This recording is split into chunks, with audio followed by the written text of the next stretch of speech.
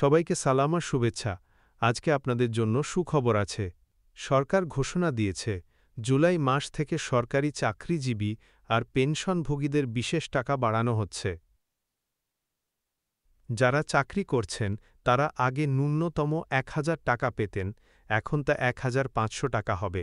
যারা অবসর নিয়েছেন, পেনশন পান, তারা আগে পাচ্ছিলেন ৫০০ টাকা, এখন পাবেন ৭৫০ টাকা। যদি আপনার মাসিক পেনশন ১৭,৩৮৮ টাকা বা তার বেশি হয়, তাহলে আপনার পেনশনের ১০ ভাগ টাকা অতিরিক্ত পাবেন। যদি এর চেয়ে কম পেনশন পান, তাহলে পেনশনের ১৫ ভাগ টাকা অতিরিক্ত পাবেন। তবে কেউই ৭৫০ টাকার কম পাবেন না, এটা ঠিক করা হয়েছে। সশস্ত্র বাহিনী, বিচার বিভাগ আর এমপিওভুক্ত শিক্ষক, তাদের জন্য আলাদা নিয়ম হবে, সরকার পরে জানাবে। এই টাকা বাড়ানোর নিয়ম আগামী জুলাই মাস থেকে শুরু হবে।